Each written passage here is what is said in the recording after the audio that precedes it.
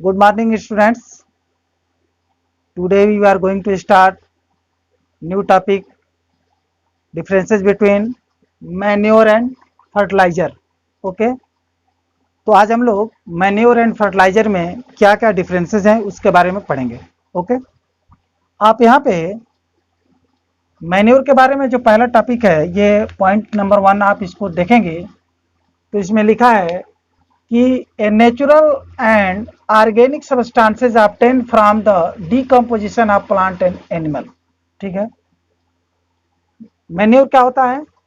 एक नेचुरल और organic substances होते हैं जो प्लांट के रिसाइड और एनिमल वेस्ट से उसको ऑब्टेन किया जाता है. जैसे काउ डंग जो गोबर होता है, ठीक है, क्रॉप रिसाइड्स जो क्रॉप्स के जो रिसाइड्स होते हैं उससे, और एनिमल वेस्ट, इससे क्या करते हैं हम, ये मैन्योर बनाते हैं. फर्टिलाइजर की बात करें तो फर्टिलाइजर क्या है कि fertilisers are chemical substances which are rich in a particular nutrients. They are produced in a factories. Example है यूरिया, सल्फर और एनपीके. आप यहाँ पे देख रहे हैं कि जो भी फर्टिलाइजर्स होते हैं ये केमिकल सब्सटेंसेस होते हैं. ओके? ये क्या होता है? Organic substance. और फर्टिलाइजर क्या होते हैं? केमिकल सब्सटेंसेस जो किसी पर्टिकुलर न्यूट्रिएंट्स के लिए स्पेसिफिक होते हैं.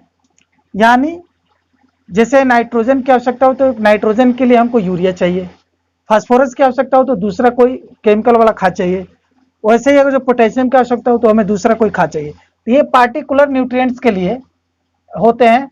और ये कहाँ प्रोड्यूस किए जाते हैं? ये फैक्ट्री में प्रोड्यूस किए जाते हैं. They are produced in factories. जैसे यूरिया है, सल्फर है, एनपीके है, आप इसके नाम सुने होंगे. दूसरा पॉइंट देखते हैं तो यहाँ पे लिखा है कि manures used in a large quantity. आप देखें जो गोबर वाली जो खाद होता है, काउ डंग वगैरह से बनाया जाता है, तो उसको हम ट्राली क्या करते हैं, भिजवाते हैं एक खेत से दूसरे खेत में, या उसको बहुत ज़्यादा स्टोर करके उसको लार्ज स्केल पे यूज़ किया जाता है. ठीक है? तो हम यहाँ पे इसको लार्ज क्वांटिटी में यूज़ करते हैं मैन्योर को. जबकि फर्टिलाइजर होता है तो फर्टिलाइजर जैसे यूरिया का एक बोरा यूरिया लेके आते हैं तो उस एक ही बोरा से हमारा 1 बीघा का काम चल जाता है.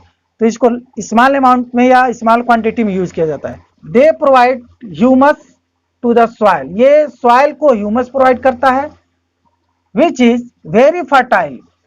और जो ह्यूमस होता है वो क्या होता है? बहुत फर्टाइल होता है.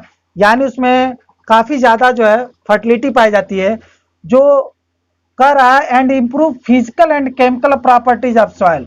जो सॉइल की, मिट्टी की जो खेत होता है उसकी फिजिकल एंड केमिकल प्रॉपर्टीज को इम्प्रूव करता है. फिजिकल एंड केमिकल प्रॉपर्टी से मतलब यह है कि उसके एल्कलाइनिटी और एसिडिटी. ठीक है? यानी बहुत ज़्यादा अगर जो फर्टिलिटी कम होने लगता है तो या तो एसिडिक हो जाता है सॉइल या एल्कलाइन हो जाता है. तो उस चीज़ को बनाए रखता है, केमिकल प्रॉपर्टीज को मेंटेन किया रहता है. ठीक है? साथ ही साथ कह रहा है कि they absorb by the plant slowly. यह प्लांट्स के द्वारा स्लो, धीरे धीरे एब्जॉर्ब किया जाता है. ठीक है? यहाँ पे देखें थर्ड नंबर पे, तो using fertiliser give better yield of crop but excessive use of it makes soil less fertile. ये देखिए जितने भी फर्टिलाइजर्स होते हैं ये जिसको हम इंडस्ट्री वगैरह में बनाते हैं केमिकल से, ये जो है क्रॉप को एक अच्छा जो है कि प्रोटेक्शन देते हैं. ठीक है? बेटर यील्ड ऑफ क्रॉप्स होते हैं. लेकिन ज़्यादा अमाउंट में, लार्ज अमाउंट में अगर जो आप हम यूरिया को, सल्फर को, एनपीके, जितने भी केमिकल्स वाले जितने भी खाद हैं, इसको अगर जो हम लोग यूज़ करेंगे तो ये क्या करेगा? ये फर्टिलिटी को रिड्यूस कर देता है, कम कर देता है. इसलिए ये सॉइल को लेस फर्टाइल बनाता है. ठीक है? अब आते हैं फोर्थ नंबर पे. तो फोर्थ नंबर यहाँ पे दिया है कि they increase water holding capacity. Important है ये, water holding capacity of soil and restore the soil texture. जिसे अगर जो ज़्यादा से ज़्यादा ऑर्गेनिक खाद को हम डालते हैं खेत में तो उसकी वाटर होल्डिंग कैपेसिटी को इंक्रीज करता है. यानी ज़्यादा से ज़्यादा अमाउंट में उसकी नमी को बनाए रहता है. ठीक है? अब जब नमी बनेगा तो उसकी फर्टिलिटी बरकरार रहेगी। और नमी कम हो जाएगा तो धीरे धीरे उसके जो धूल होते हैं उड़ना शुरू हो जाते हैं और उसमें उसकी फर्टिलिटी लगता है कम होने, तो इसलिए उसमें सॉइल इरोजन हो जाते हैं। तो यहाँ पे वाटर होल्डिंग कैपेसिटी की वजह से उसके जो सॉइल के टेक्सचर होते हैं उसको बनाए रखता है, ठीक है, उसको रिस्टोर किए रहता है। यहाँ पे देखें तो जो फर्टिलाइजर्स होते हैं they do not provide any humus, ठीक है, they do not provide any humus to the soil. यहाँ पे चूंकि वाटर होल्डिंग कैपेसिटी की वजह से ह्यूमस प्रोवाइड करेगा और इसके टेक्सचर को रिस्टोर करता है, लेकिन यहाँ पे किसी भी प्रकार का कोई ह्यूमस वगैरह जो ऑर्गेनिक मैटर होते हैं वो उसको सॉइल को नहीं मिलता है, इसलिए ये जो है ह्यूमस के लिए अच्छा नहीं होता है। यहाँ पे देखें 5th नंबर पे, तो 5th नंबर पे दिया है मैन्योर के बारे में कि they make soil porous and airy and replenish the soil with all nutrients. इसका मतलब यह है कि जो सॉइल होते हैं, मिट्टी होते हैं, उसमें अगर जो हम मैन्योर को डाल दें तो मैन्योर क्या करता है कि उसको काफी पोरस बनाता है, यानी एयरी टाइप का बना देता है, उसमें ज्यादा से ज्यादा एयर इंटर करते हैं।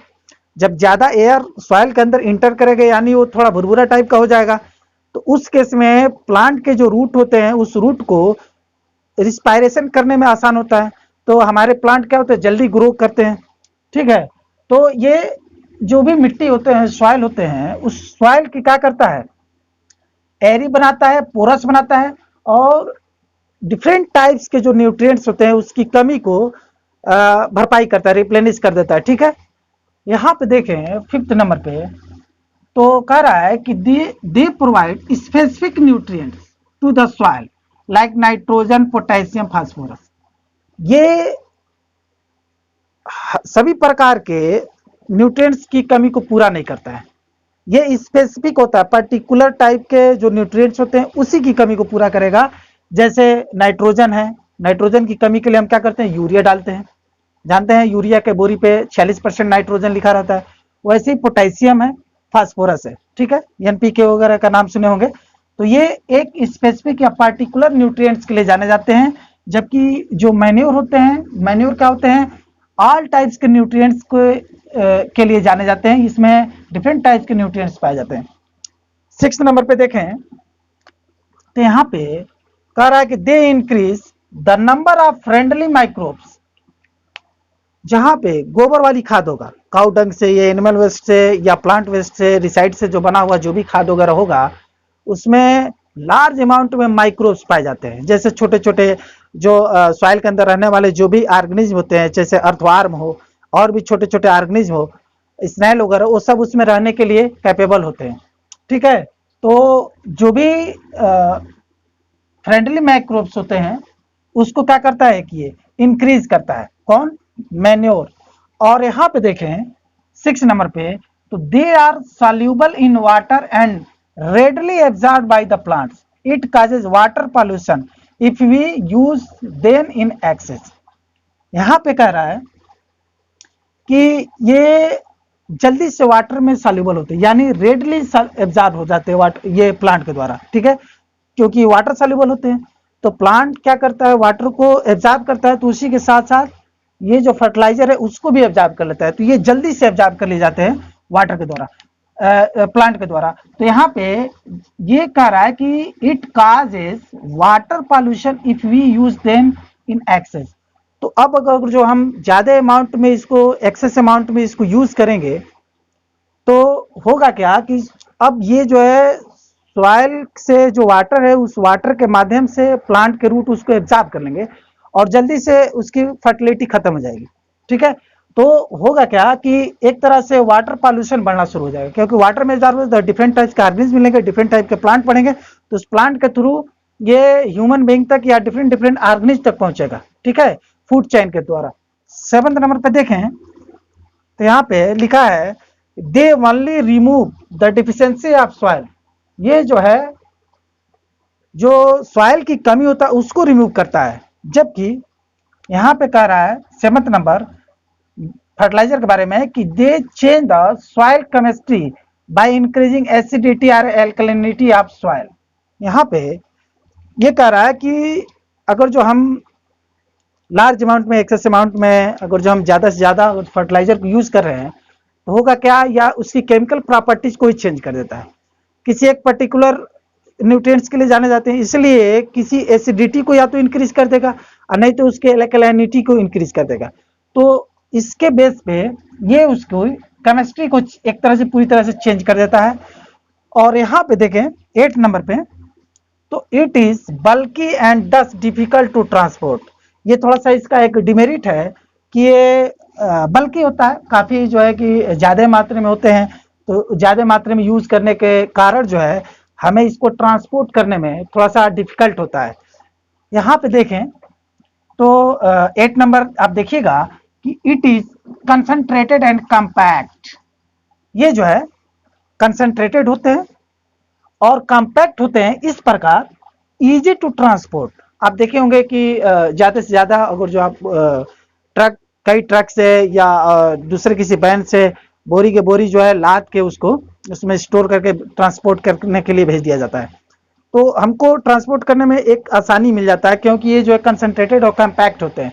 यहाँ पे बल्कि होने की वजह से थोड़ा सा मैन्योर को ले जाने में, ले आने में डिफिकल्ट होता है। तो ये 8 नंबर का ये डिफरेंसेस था। 9 नंबर पे हम देखें तो दिया है कि it is difficult to store for a long. लंबे समय के लिए अगर जो मैन्योर को स्टोर करना होगा तो समस्या थोड़ा सा क्रिएट होगा कि उसको कहाँ रखें हम। लेकिन अगर जो फर्टिलाइजर की बात करें तो it is easy to store. यहाँ पे आप देख रहे हैं it is easy to store. हम आप देखें सालों साल जो है फैक्ट्री में, गोदाम में या दुकानों में उसकी जो है जो भी फर्टिलाइजर्स होते हैं उस फर्टिलाइजर को हम स्टोर करके रख लेते हैं क्योंकि कम्पैक्ट होते हैं, कंसंट्रेटेड होते हैं, उसको हम बोरी में रख के आराम से रख सकते हैं।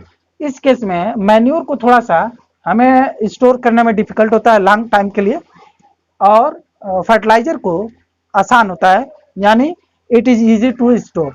तो इस तरीके से ये आज जो है मैन्योर में और फर्टिलाइजर में डिफरेंस कंप्लीट हुआ। वीडियो अच्छी लगी हो तो प्लीज़ लाइक करें, शेयर करें अपने दोस्तों में। Thank you.